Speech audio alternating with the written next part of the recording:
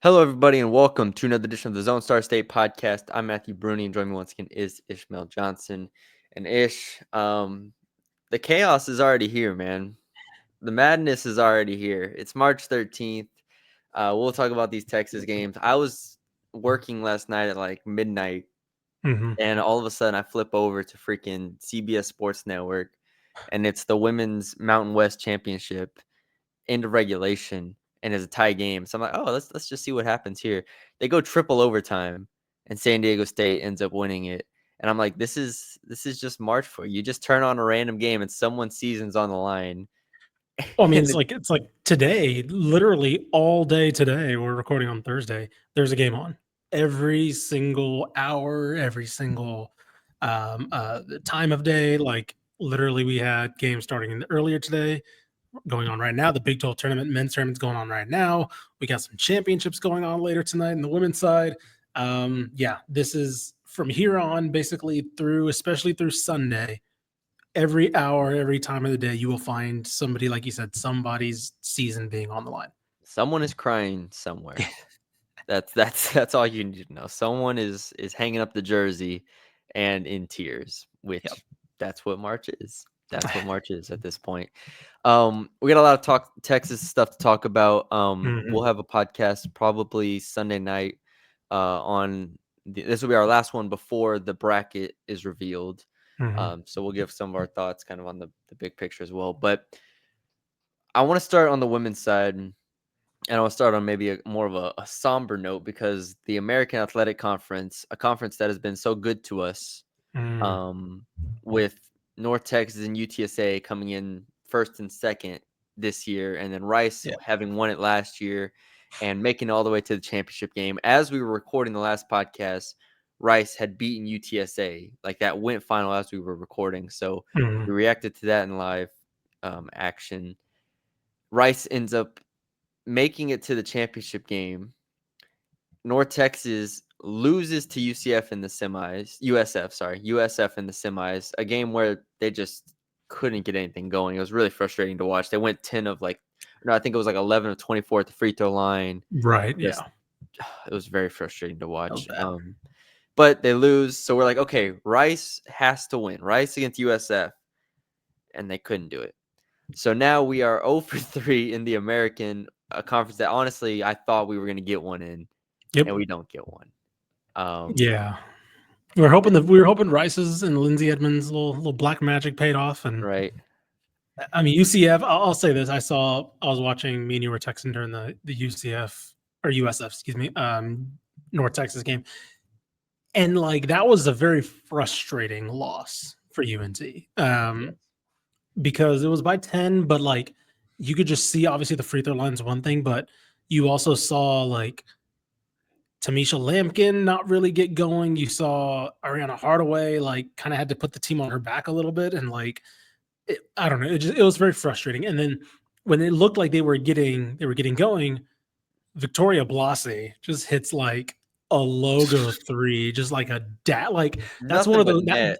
to me, that kind of three, when I hear like nails a three, that's what I see. Like the net just returns back the other way because she hit it so perfectly. The net just goes through the other end of the basket, just like, Splash. oh my god, like Literally that a just splash. yes, that just like that felt like, I think they weren't up double digits at that point, but that No. felt like, or it was like, Yeah. oh, you don't hit that shot and lose the game in that No, moment.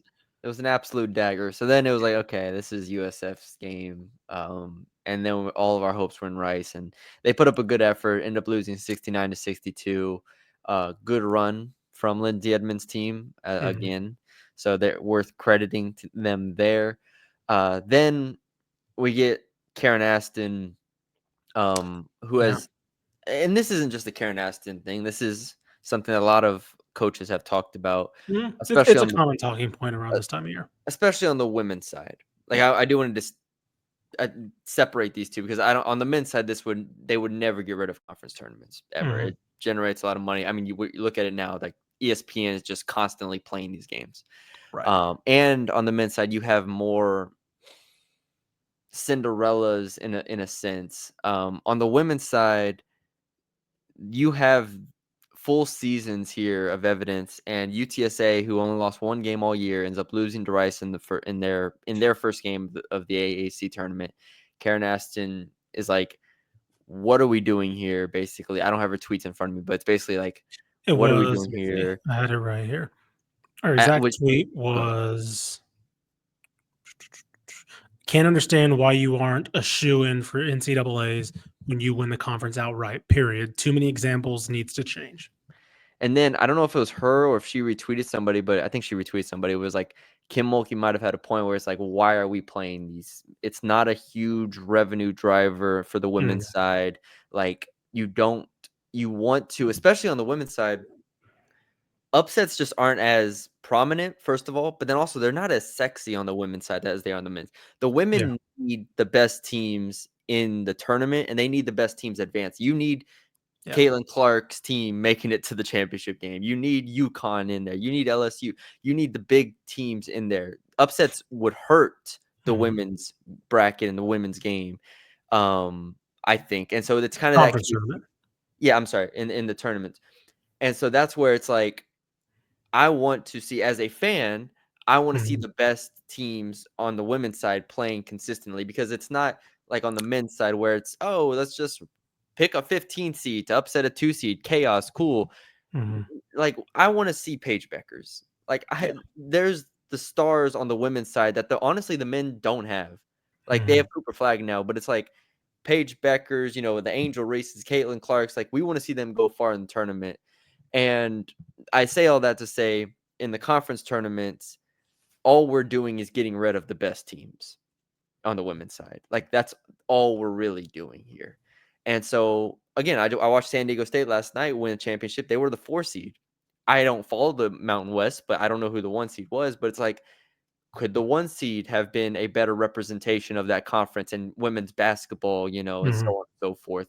Those are just things that I do think are worth discussing, because I think Yeah, it has legs in the women's game to say we need our best product on the court as much as humanly possible, and all we're doing right now is getting rid of that.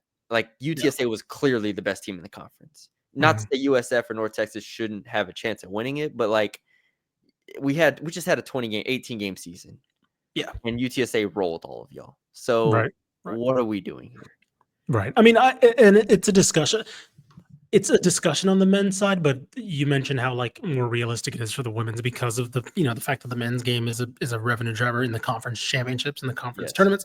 Um, but it is also a discussion on the men's side, right? It's harder to Mhm. win the regular season than it is to win the conference tournament. And so you should, frankly, that's why we've seen, we made fun of it, but that's why we saw the Sun Belt Yeah, do that 100%. format, right? Will Where you're Wade like, talked you're sorry. creating incentives for the best teams to Mhm. have the easier path. Yeah. And therefore you could, because if, especially if you're a mid-major, you would want your best team to go because that earns revenue for your conference, that earns If they exposure. win a game, Or like, you if they get upset like Conference USA when UNT beat Purdue that year, right? That was exposure for the conference. The AAC, I have no doubt that the AAC, all respect to UNT, they want Memphis in that tournament, right? yeah, They want Memphis to be in that tournament because Memphis, and I think UNT as well, but Memphis gives them bigger bang for their buck in terms of upsetting a team, right? Memphis can beat a Baylor, right? yeah. That's something that And they then can like bank on, and I it's a bigger discussion because, like you mentioned in the women's game, there are a lot of blowouts in the first round, right? There are not many first round upsets a lot of the times because most of the best teams don't always make it to the tournament, right? I mentioned how I thought UTSA was built like a team that could have upset somebody in the first round, right? I still hold by that. I don't think USF is. I think USF can. They've been a respectable program for a while on the women's side, but I would not bet as much against it. Look at again, would Lamar probably have upset? No, but would I've liked would I've said they had the best shot to? Yes. And that's kind of that's kind yeah, of what we're getting at in terms of like what the women's game could benefit from because the criticism of the women's game oftentimes, oh, there's just blowouts and yes, the talent gap between the women's game because most the best teams have invested, right? That's kind of yeah. That's what the South Carolinas, the UConns have done. The Baylors, they've invested for a long time, so they've reaped the benefits. The gap is closing, but when it comes to March and the tournament, there haven't been those March Madnessy type moments Yeah. early on in the Yeah. women's game yet. And so I can understand where Karen Aston, of course, she's also like, everybody's like, oh, she's just salty. Of course, she's just salty. They lost too. Like, yeah, they did the harder thing, and they're not going to get rewarded for it, right? They're going to go to the WNIT, and then that's it. And then they got to kind of hope to get something done there. So Yeah. we'll see. By the way, I should mention Mitchell Northam of SB Nation mentioned that she is a candidate for the Arkansas job. Arkansas opened up, and she's one of the candidates. I believe the leading candidate is Molly Miller of Grand Canyon. But to relay it back to this discussion, this is why you would look for another job if you're Karen Aston. It's because it's like, look what she did. Like Yeah. UTSA has won the regular season conference, and they're going to miss the tournament. Oftentimes, coaches are like, yeah, why wouldn't I jump to the SEC just to, like, if we win 20 games in the SEC, I have a puncher's chance of getting in, right? Yeah. Like, even if we don't win the conference. Grant McCasland, he got to the tournament once, won a game, but like, are you telling me that those other UNT teams weren't good enough to get in the dance? Like, obviously the metrics, we know why, resume, they didn't get in, but like, there were some teams that didn't win the conference that were good enough to get in the dance. And eventually coaches just get tired of that ceiling at times, and they want to make a move as well. Yeah. The tweet that I had mentioned earlier was from Danny Davis, who had kind of talked about why even have a regular season if you're the best team and you lose and so on and so forth. But Right. it is a worthwhile discussion. I did think we needed to touch on it because Karen Aston's obviously a prominent coach in Texas and has been for a long time, and I think she brings up good points. Obviously, we wish her team would have made the run to it, and it's unfortunately that they didn't. But that's the conference tournaments. That's what we're talking about here. It's a lot of uncertainty here. So we can move on now. Let's go to the men's side. Yeah. Texas beat Vanderbilt. Do they have a shot? We're 6 minutes away from tip off here. Texas versus Texas A&M. A&M can do. A&M as a school, and I'm sure as a fan base, is like, we better shut the door here. We better not let Texas in this freaking tournament, because if Texas wins this, I don't know if they're in, but they're gonna be like, They need to win to have a chance to get in. Exactly. They're at that point then like a 50-50 or like 60-40 chance of getting in if they win this game. If they lose it, they're not in. So we get a rivalry game in the SEC today at 2:30 to decide. And by the time this is out, the game will be over pretty much. But Right. do you think, does Texas do it? Do they do it? They beat Vanderbilt, and I thought they looked good against Vanderbilt. I was about to say they did look very good against Vanderbilt. And we should also mention that we said that all Texas had to do was beat Vanderbilt because they've beaten A&M before. We know they're going to get up out of bed for this game, right? Yes. So, like, this isn't them walking into Auburn. Again, and let me be clear, I think A&M's the better team. I think they have been all year, but they have not. They lost a game to them, right? They lost in embarrassing fashion to them. I don't think they get it done, but I see the recipe for how this gets done, right? I get it. And it played out. I don't even want to say it played out. It's going to play out like the last time when Texas won. I think Texas could hang with this team. Like, I think they can, right? I don't think this is going to be another game where A&M gets out to a big lead and then they just slowly fall apart and Texas needles. And then all of a sudden, we look up and Trey Johnson has 30 and all that.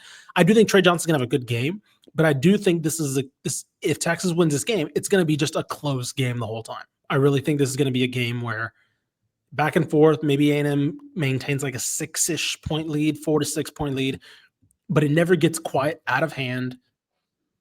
And then it's going to come down to the execution down the stretch, which at that point, I think A&M wins out, but that's not a situation where Texas feels uncomfortable, right? If they just say, cool, Tremont Mark, who also played pretty well and against Vanderbilt, him and Trey Johnson will them to a victory. I don't think that's out of the realm of possibility.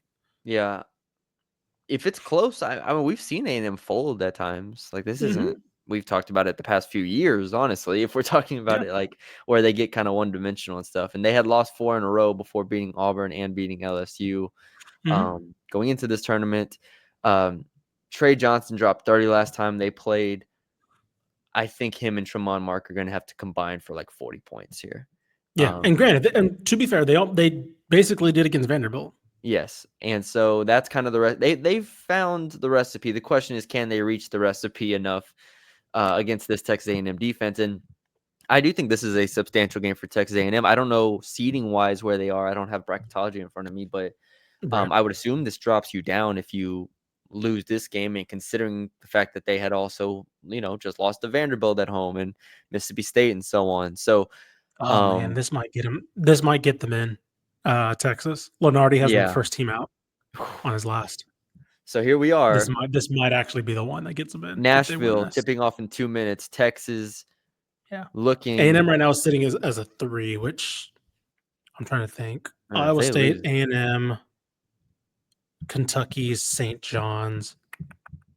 Yeah, I think they might drop to a 4 if they lose this. they might drop to a 4.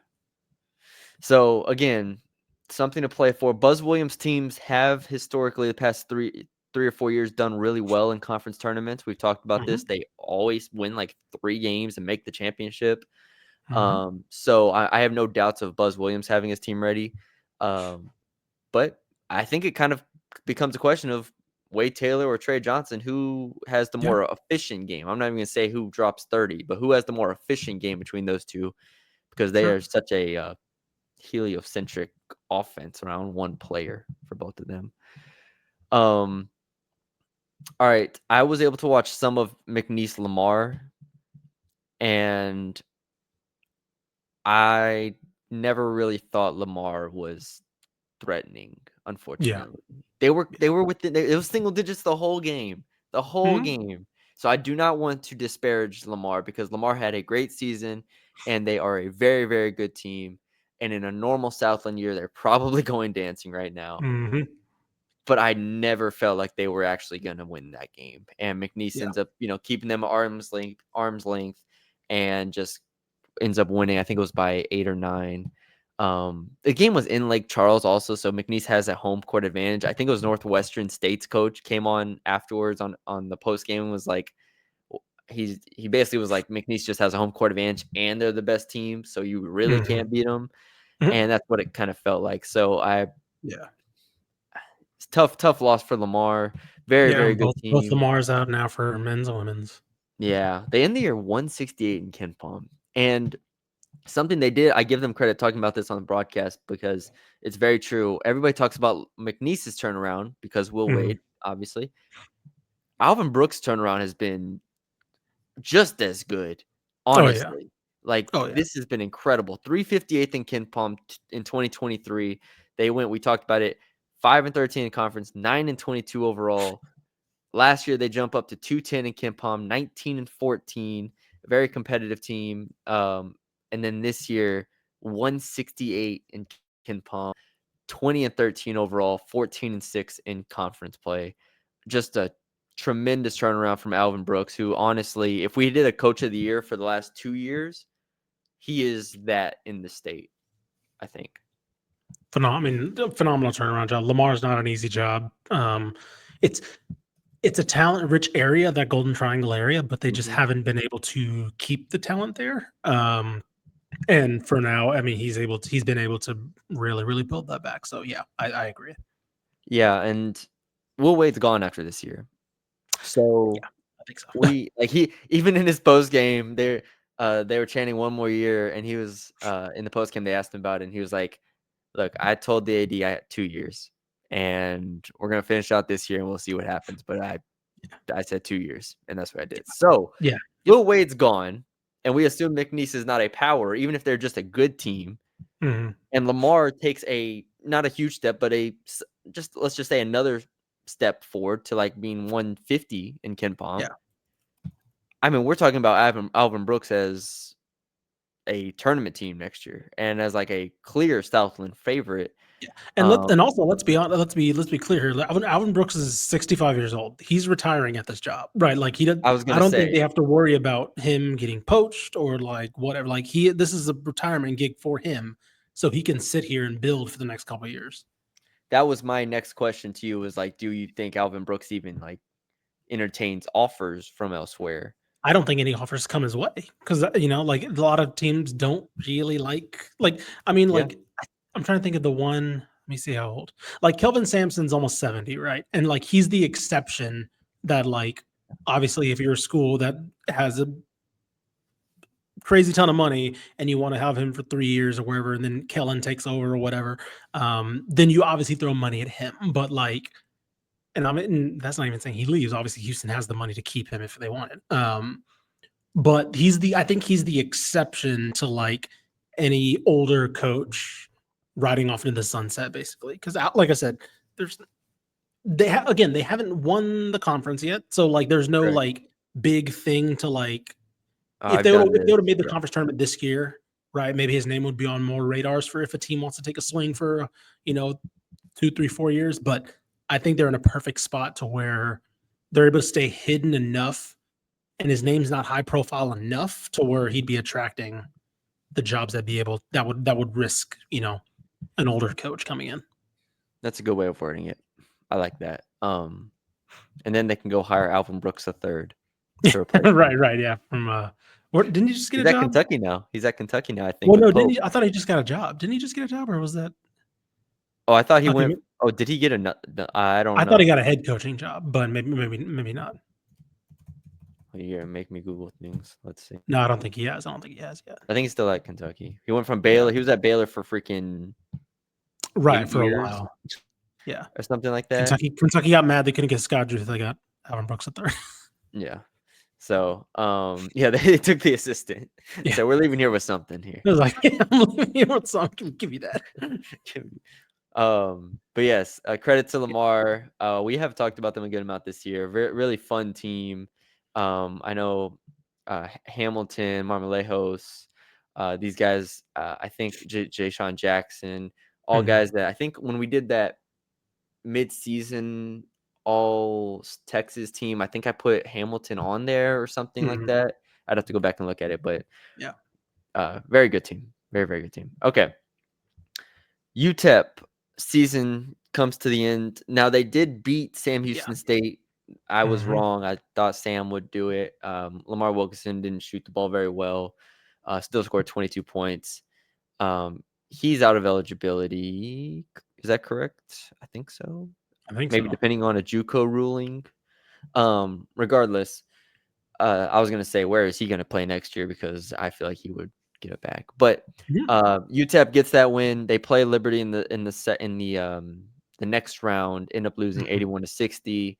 Liberty's very good, so not a surprise there. But I guess my only question is like, is next year a hot seat year for Joe Golding? UTEP's AD came out and said Joe Golding's our coach, and I think he's Yeah. sticking by him for next year. But is next year like you better do something here?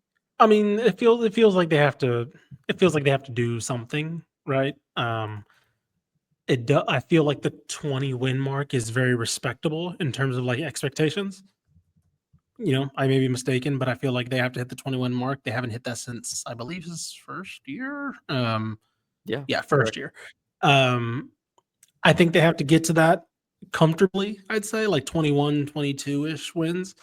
Um, we'll see. I don't think it's out of the realm of. I don't think it's irrational for them to have higher expectations, especially after we saw the latter collapse. Basically, I mean, collapsed in the year, losing 8 straight or whatever it was. Um, yeah, I mean, this is a team that we thought and kind of had expectations of straight up contending for the conference, and Mhm. they weren't in contention at all. So I think that is reasonable to expect them to go into next year like, hey, we need to hit a certain mark. And I want to say he brings back most of the guys. Like, let me see.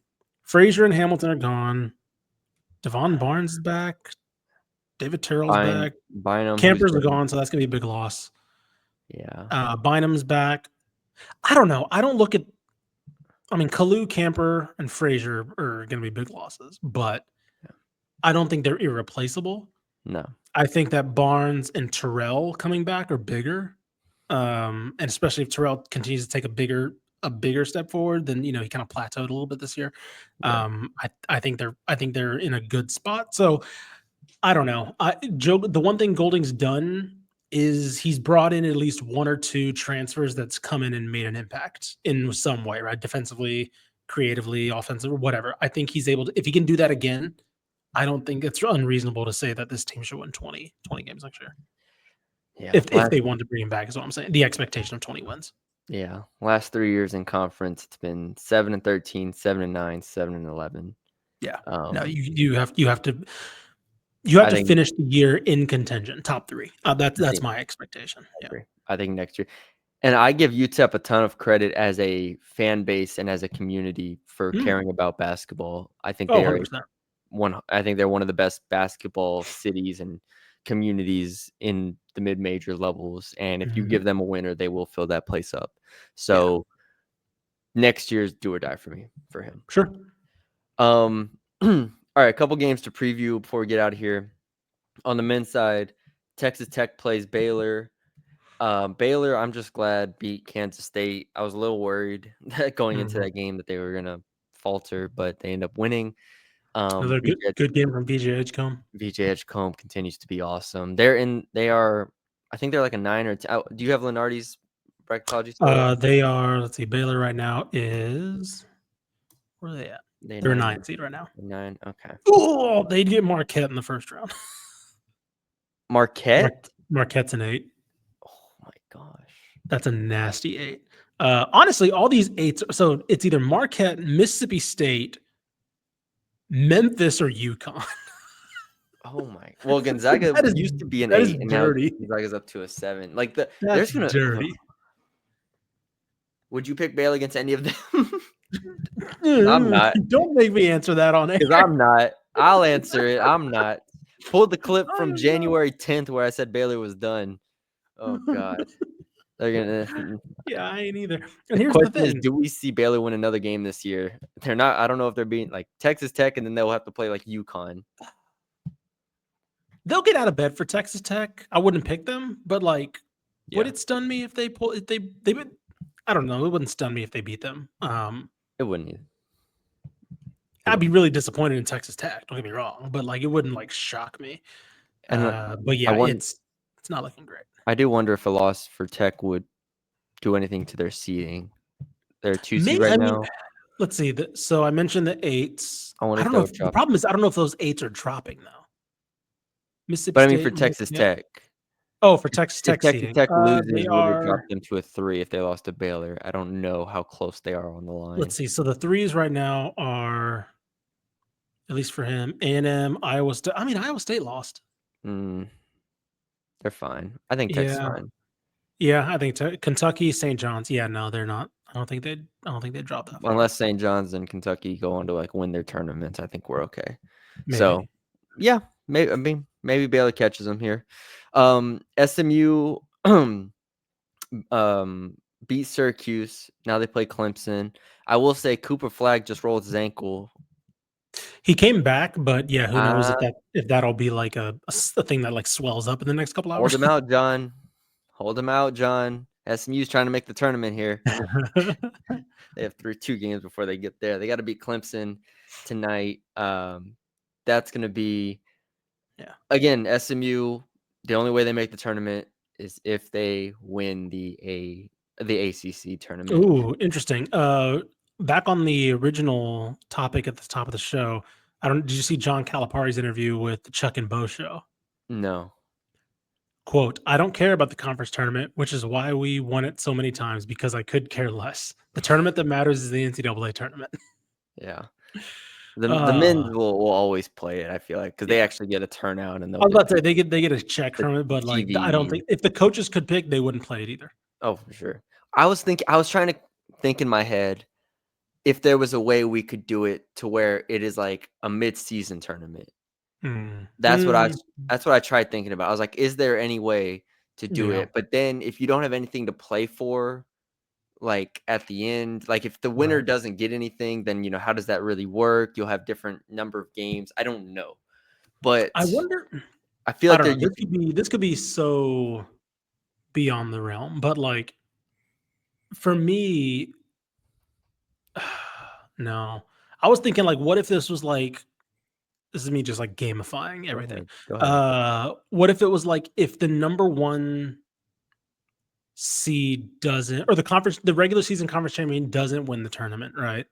What if they get put into like an at large bid or I don't like the mid. I'm talking like the mid season tournament or something. Then Yeah. they don't go on to win the regular season, and then they get put into like an at large like What if bracket we or something. what if we have the mid-season what if we have the mid-season tournament, winner of the Yeah, tournament automatically gets in the championship game of the or no, no, because we just had the tournament. yeah, I know it's very All right, no, confusing, no, no. but I think Mid-season there is tournament. something to this. Mid-season tournament, the Yeah. winner plays the regular season champion to go to the tournament. And if it's the same, then they automatically go. There you go. Mm. I've just fixed it all for everybody. We did it, Take my everybody. ideas. Take my ideas. Go ahead. But that is. I was just thinking about if there's a way that we can fix it and do Yeah. it kind of like how the NBA is done, like the mid in season tournament and so on. Sure, sure, sure. I don't think SMU wins this, but it was good to see Boopy Miller back on the court. He'd missed some time. Matt Cross is still very good. This is a good team. It's a good SMU Yeah, it's a team. really It's good just team. not quite good enough. Right.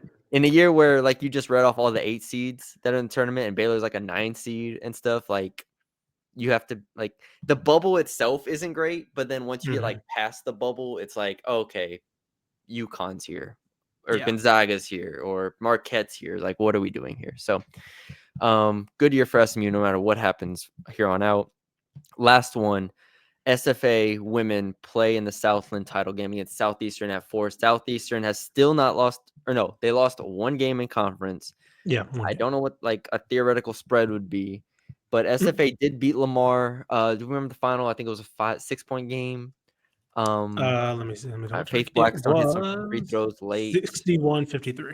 Yeah, 61-53. So good win from SFA. I thought watching the game, like I texted you, I was like, SFA's got a heck of a contingent there. They are uh They as rolled deep, which is crazy because like I think it's Lake Charles, right? Lamar's an hour and a half away. Yeah, I was about to say Lamar's not far, so I was like, it's Nacogdoches showing out. Yeah, so SFA loves their women's basketball. Credit to Yeah. them. They should be there, I'm sure, today. Um, but Southeastern has been the best team in the conference by a large margin. But it's March. We were talking about it before the podcast. We're like, we need some of these to roll our way. It doesn't seem Yeah. like they're rolling our way right now. And this could be one. I wouldn't shock me at all if SFA got this win. I would love for this to be the one. Leonard Bishop, took over for Mark Kellogg when he went to West Virginia, and I really hope he gets validated by getting to the tournament because it was a lofty expectations when you lose somebody like Mark Kellogg. So Yeah. it'd be really good for him and really good for us to have somebody from the Southland make it. But yeah, no, I think this team could do it too. So We've had two hoping. good of years. I say we as if I am the entity of them, but we have had two good of seasons in the Southland and the American, both men's and Yeah, women's, to not to get not get a anybody. single team in from either one. I Please. will be annoyed if that happens. And I'll throw the SWAC in there too because Or the whack too. Southern men lost, Yeah. which is another Yeah. reason, another team that's going to be campaigning to get rid of these conference tournaments. But Texas Southern men right now are down 6 with 4 minutes left to Alabama State. And it's like they had a good season. The Texas Southern women have had a very good season. They're in the semifinals. We need to have one of these teams kind of break through and get in here, or else it's going to be very slim pickings for us in the tournament show. But Mhm. we'll see. The Texas versus A&M game is not for like another 10 minutes. It got pushed back, so we can get off here. And A&M is a 6.5-point favorite. That's a lot of points. Yeah, That's a lot about of to throw it points. on. All right, that's all we got for y'all today. Hope you all enjoyed the episode. We'll be back with a once the brackets are out, we will be back breaking it all down as always, giving you our picks, giving you our reactions. So be on the lookout for that. And yeah, subscribe to Dave Campbell's Texas Football YouTube channel if you haven't already. Thank you all for checking us out, and we will talk to y'all later.